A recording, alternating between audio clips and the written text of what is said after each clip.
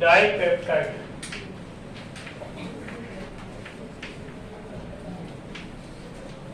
આગળ આપણે એમિનો એસિડના સ્ટ્રક્ચરની ચર્ચા કરી ગયા હતા કે એમિનો એસિડના બંધારણમાં એક કાર્બન હોય, એક એમિનો જૂથ હોય, એક કાર્બોક્સિલિક જૂથ COOH હું આવી રીતના લખું છું, એક હાઇડ્રોજન આવેલો હોય અને એક R જૂથ આવેલું જોવા મળે છે.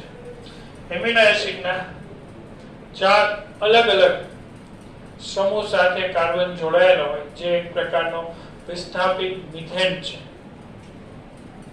હવે આપણે જેમ ડાયસેકેરાઇડ શીખ્યા હતા, ડાયસેકેરાઇડ એટલે કે શું?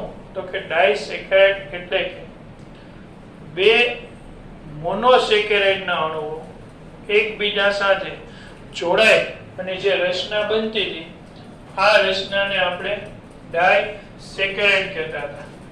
બે મોનોસેકેરાઇડના અણુઓ એકબીજા સાથે જોડાય અને જે રચના બનતી હતી, એ રચનાને આપણે શું કહેતા હતા? ડાયસેકેરાઇડ કહેતા હતા. તો બે મોનોસેકેરાઇડ એકબીજા સાથે જોડાય ત્યારે જોડાણ સ્થાને શું રચાતું હોય? બંધ.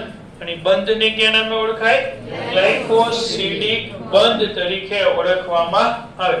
એટલે જ્યારે બે મોનોસેકેરાઇડ એકબીજા સાથે ગ્લાયકોસિડિક બંધથી જોડાય છે ત્યારે બનતી રચનાને ડાયસેકેરાઇડ તરીકે ઓળખાતું હતું.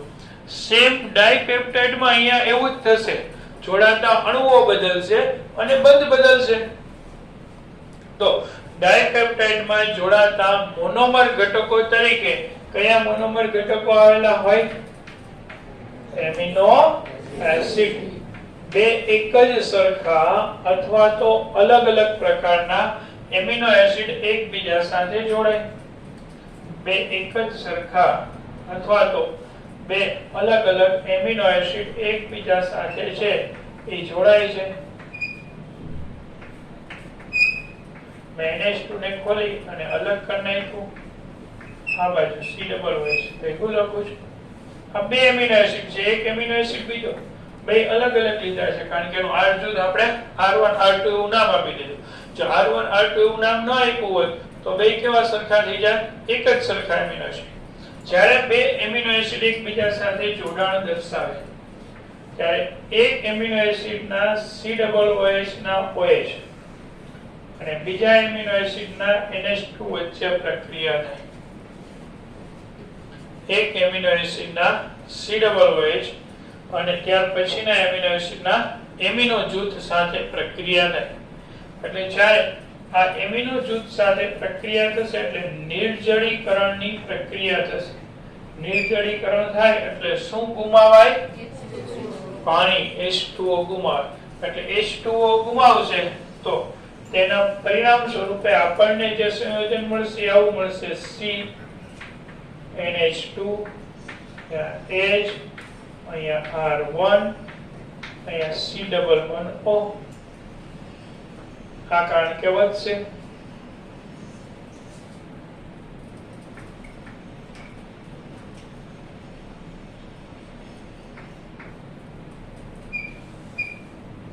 અને આ બાજુથી પાણી દૂર થશે તો બે હાઇડ્રોજન અને એક ઓક્સિજન જાય તો એક નાઇટ્રોજન અને એક હાઇડ્રોજન વધે.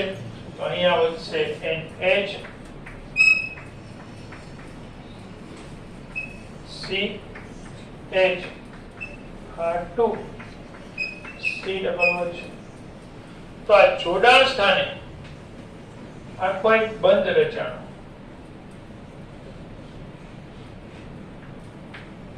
આ બંધને આપણે પેપ્ટાઇડ બંધ તરીકે ઓળખશું. આ બંધને શું કહેશું? પેપ્ટાઇડ. તો હવે આપણે ડાયપેપ્ટાઇડની વ્યાખ્યા આપણે કરવી હોય તો આપણે કઈ રીતના ડાયપેપ્ટાઇડની વ્યાખ્યા બોલી શકીએ? બે એમિનો એસિડ એકબીજા સાથે પેપ્ટાઇડ બંધથી જોડાય અને નિર્જળીકરણ દ્વારા જોડાણ સ્થાનેથી પાણી દૂર થાય ત્યારે બનતા અણુને ડાયપેપ્ટાઇડ તરીકે ઓળખવામાં આવે. તો ડાયપેપ્ટાઇડ તમને કન્ફર્મ થઈ ગયું કે ડાયપેપ્ટાઇડ એટલે બે એમિનો એસિડ એકબીજા સાથે પેપ્ટાઇડ બંધથી જોડાય ત્યારે બનતી રચના જેને ડાયપેપ્ટાઇડ તરીકે ઓળખવામાં આવે છે. આટલું બધાને સમજાઈ ગયું ડાયપેપ્ટાઇડ શું છે? હા કે ના? ડાયપેપ્ટાઇડ ના મોનોમર ઘટક કોણ હશે? Amino acid. કયો બંધ રચાય ડાયપેપ્ટાઇડ માં? શું છૂટું પડે? પેપ્ટાઇડ બંધને સાંકેતિક રીતે CONH બંધ તરીકે ઓળખાય. પેપ્ટાઇડ બંધની સંજ્ઞા શું થશે? CONH બંધ. ડાયપેપ્ટાઇડ ક્લિયર થઈ ગયું બધાને? તો હવે મારે ડાયપેપ્ટાઇડ માંથી પોલીપેપ્ટાઇડ બનાવવું છે. તો પોલીપેપ્ટાઇડ બનાવવા માટે આપણે શું કરવું પડશે? વિચારો. એમિનો એસિડની સંખ્યા એક કરતા વધી જશે. અનેક જુદા જુદા એમિનો એસિડ એકબીજા સાથે પેપ્ટાઇડ બંધથી જોડાય અને લાંબી શૃંખલા બનાવે. એને શું કહી શકાય? આપણે પોલીપેપ્ટાઇડ તરીકે ઓળખી શકીએ. તો અહીં આપણે દોરીએ છીએ એક શૃંખલા પોલીપેપ્ટાઇડની. ક્યાંય NH2 H R1 CONH બંધ H R2 CONH બંધ C H R3 CONH બંધ C R4H પેપ્ટાઇડ બંધ R5H. કઈ રીતના આપણે ચાલતા જઈએ તો લાંબી એક શૃંખલા વધે. R50 કરી નાખું છું H ને આ છેડે શું આવશે? C double. તો આજે લાંબી આખી શૃંખલા રચાય. આ લાંબી શૃંખલાને કેવી શૃંખલા કહેવાય? પોલીપેપ્ટાઇડ શૃંખલા કહેવાય. પોલીપેપ્ટાઇડ શૃંખલા. એટલે અનેક એમિનો એસિડ એકબીજા સાથે પેપ્ટાઇડ બંધથી જોડાય અને લાંબી શૃંખલા બનાવે અને પોલીપેપ્ટાઇડ કહેવાય. મારે ઓલિગોપેપ્ટાઇડ ની વ્યાખ્યા આપવી હોય તો 2 થી 10 એમિનો એસિડ પેપ્ટાઇડ બંધથી જોડાઈને શૃંખલા બનાવે તેને ઓલિગોપેપ્ટાઇડ તરીકે ઓળખી શકાય. ખ્યાલ આવી ગયો? જેમ પોલીસેકેરાઇડ હતું, ઓલિગોસેકેરાઇડ હતું, ડાયસેકેરાઇડ હતું, મોનોસેકેરાઇડ હતું, એવું જ પ્રોટીનમાં લાગુ પડે. આટલું ક્લિયર કટ થઈ ગયું બધે? હવે આ પ્રોટીનની આપણે લાંબી શૃંખલા પોલીપેપ્ટાઇડ બનાવીએ તો ગમે એટલા એમિનો એસિડ હોય પણ આને એક તરફના છેડા ઉપર કયો ક્રિયાશીલ સમૂહ હંમેશા હાજર હશે? એમિનો ક્રિયાશીલ સમૂહ. એને N ટર્મિનલ અથવા તો એને એમિનો છેડો ધરાવતો એમિનો એસિડ તરીકે ઓળખવામાં આવે. એમિનો ટર્મિનલ અથવા તો N ટર્મિનલ કહેવાય. એવી જ રીતના આ બીજો એક છેડો હશે, બરાબર છે? જે છેડે C ડબલ OH સમૂહ હશે. અહીં આપણે ટૂંકાવી નાખીએ એટલે કદાચ રેકોર્ડિંગ આવે. લાંબી શૃંખલાનો બીજો સામેનો એમિનો સમૂહનો સામેનો છેડો હોય ને હંમેશા કાર્બોક્સિલિક સમૂહ હોય અને C ટર્મિનલ અથવા તો કાર્બોક્સિલિક એસિડ છેડા તરીકે ઓળખવામાં આવે. આમ ગમે પોલીપેપ્ટાઇડ હોય, દરેક પોલીપેપ્ટાઇડ પાસે ઓછા 2 છેડા તો કાયમી માટે હોય જ. એક N ટર્મિનલ જે એમિનો છેડો ધરાવતો હશે અને બીજો C ટર્મિનલ. આટલું ખ્યાલ આવી ગયું? હવે પ્રોટીન એ હંમેશાને માટે વિષમ પોલિમર તરીકે જ હોય છે. આપણે આગળ લેક્ચરમાં જોયું હતું પ્રોટીન ક્યારેય સમ પોલિમર નથી હોતો. શા માટે? કારણ કે પ્રોટીનમાં ક્યારેય કોઈ એવું પ્રોટીન નથી કે જેના બધા જ એમિનો એસિડ એક જ સરખા હોય. બરાબર? એટલે પ્રોટીન હંમેશા વિષમ પોલિમર તરીકે જ હોય છે. પ્રોટીન આપણને જુદી જુદી રીતે ઉપયોગી થતું જોવા મળે છે. કેટલાક પ્રોટીન છે જેમ કે આપણા કોષરસ પટલમાં આવેલા પ્રોટીન, તો એક તો કોષરસ પટલનું બંધારણ રચે છે, બીજું આ કોષરસ પટલમાં આવેલા પ્રોટીન છે એ કોષરસ પટલમાં માર્ગ રચે છે. આપણે ભણી ગયા 8મા પાઠની અંદર આયન માર્ગ રચવાનું કાર્ય, વાહક અણુ તરીકે વર્તવાનું કાર્ય કોના દ્વારા થાય છે? પ્રોટીન દ્વારા થાય છે.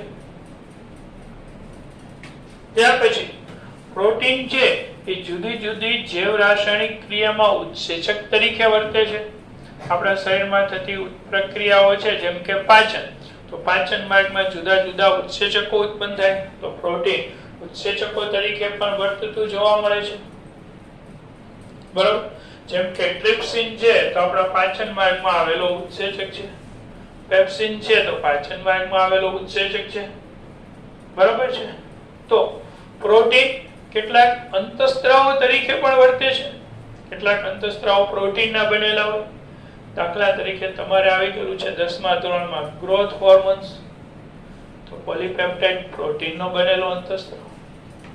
ઇન્સ્યુલિન તો પ્રોટીનનો બનેલો અંતઃસ્ત્રાવ.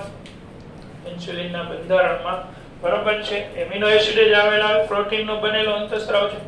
આપણે જોયું હતું કાર્બોદિતની અંદર એક પોલિમર આવતો હતો ઇન્યુલિન.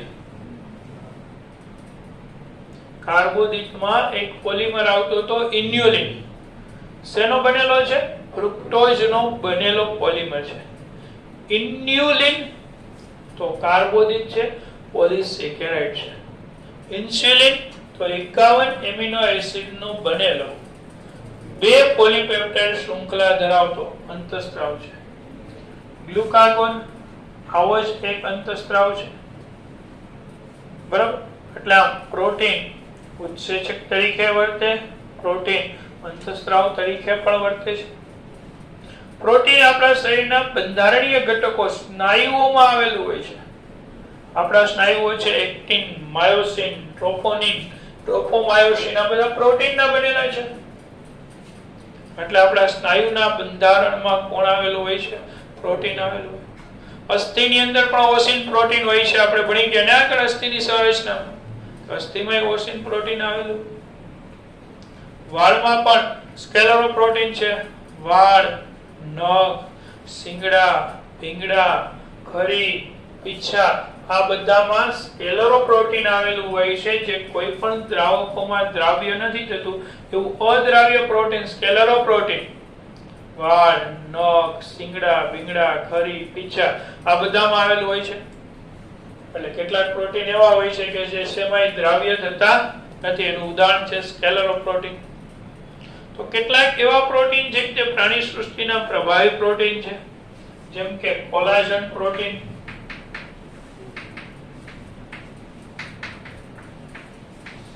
કોલાજન પ્રોટીન પ્રાણી સૃષ્ટિનું પ્રભાવી પ્રોટીન છે.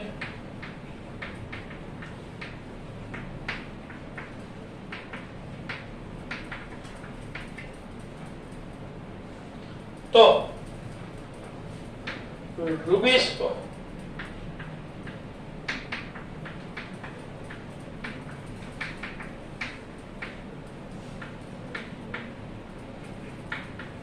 Ribulose biphosphate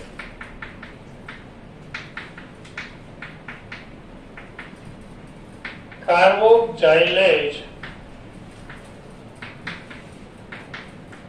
ઓક્સિજનેજ. આ રૂબિસ્કો પ્રોટીન એક પ્રકારનો ઉત્સેચક છે. રૂબિસ્કો વનસ્પતિમાં આવેલું જોવા મળે, જીવાવરણનું પ્રભાવી પ્રોટીન છે.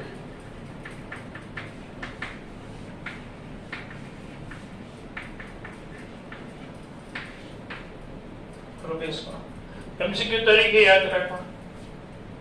જીવાવરણનું સૌથી પ્રભાવી પ્રોટીન કયું? તો કે રૂબિસ્કો. પ્રાણી સૃષ્ટિનું પ્રભાવી પ્રોટીન કયું? કે કોલાજન. પૂછાઈ ગયેલા એમસીક્યુ પણ છે. બરાબર. રૂબિસ્કો વનસ્પતિમાં પ્રકાશ સંશ્લેષણની પ્રક્રિયામાં ઉપયોગી થાય છે. રૂબિસ્કો બે કાર્ય કરે છે. આપણે રૂબિસ્કોના થોડાક ફંક્શન વિશેની ચર્ચા કરી નાખીએ. આપણે બુકમાં નથી આપ્યું પણ રેફરન્સ બુકો ક્યાંક ક્યાંક આપણને રિફાઇન એમસીક્યુ આપી દીધી, તો આપણે રૂબિસ્કોના ફંક્શન વિશેની ચર્ચામાં જોતા જઈએ. કે રિબ્યુલોઝ બાયફોસ્ફેટ સાથે CO2 જોડે અને પ્રકાશ સંશ્લેષણની પ્રક્રિયાનું કાર્ય છે એ રુબિસ્કો દ્વારા. અહીંયા ભાગ લેતો જે એન્ઝાઇમ છે એન્ઝાઇમ રુબિસ્કો છે. અને રિબ્યુલોઝ બાયફોસ્ફેટ સાથે ઓક્સિજન જોડવામાં પણ રુબિસ્કો ઉપયોગી છે. આ ઘટના પ્રકાશ શ્વસન છે. આ ઘટના પ્રકાશ સંશ્લેષણ છે. આ 13મા પાઠમાં આવશે, છતાં MCQ માં કામમાં લાગે. પ્રકાશ શ્વસન અને પ્રકાશ સંશ્લેષણની ક્રિયામાં ભાગ લેતો કયો ઉત્સેચક બરાબર છે જીવાવરણમાં સૌથી વધુ પ્રમાણ ધરાવતો જોવા મળે તો પ્રકાશ શ્વસન અને પ્રકાશ સંશ્લેષણમાં ભાગ લેતો રુબિસ્કો ઉત્સેચક જીવાવરણમાં સૌથી પ્રભાવી પ્રોટીન છે. સમગ્ર જીવાવરણનું પ્રભાવી પ્રોટીન કઈ બે ક્રિયામાં ભાગ લે છે? પ્રકાશ સંશ્લેષણ અને પ્રકાશ સંશ્લેષણની બે પ્રક્રિયા હોય છે. દિવસે થતી પ્રક્રિયા અને રાત્રે થતી પ્રક્રિયા છે. અંધકાર તબક્કો છે અને એમાં સંકળાયેલું કોણ છે? રુબિસ્કો. ત્યાર પછી પ્રોટીન આપણી રોગ પ્રતિકારકતા સાથે પણ સંકળાયેલું છે. આપણા શરીરમાં કોઈ પણ જીવાણુઓ દાખલ થઈ ઇન્ફેક્શન સ્પ્રેડ થાય તો આપણા શરીરમાં એની સામે પ્રતિચાર દર્શાવવા માટે, એની સામે ફાઇટ કરવા માટેથી પ્રોટીન છે એ આપણને ઉપયોગી થતું જોવા મળે છે. આપણા શરીરના સૈનિકો જેને એન્ટીબોડી તરીકે ઓળખાય છે, એને ઇમ્યુનોગ્લોબ્યુલિન IG આ એક પ્રકારના એન્ટીબોડી છે. જુદા જુદા 5 પ્રકારના ઇમ્યુનોગ્લોબ્યુલિન છે. Immunoglobulin A, immunoglobulin G, IG, પછી immunoglobulin D, immunoglobulin E, immunoglobulin M. બરાબર છે? A, D, E, G અને M. આ 5 પ્રકારના ઇમ્યુનોગ્લોબ્યુલિન્સ જોવા મળે છે. એ પાંચે પાંચ આપણા શરીરના એન્ટીબોડી સૈનિકો છે. 5 ટાઈપના સૈનિકો આપણા શરીરમાં હોય. તો પ્રોટીન છે પ્રતિકારકતા માટે પણ ઉપયોગી થતું જોવા મળે છે. GLUT4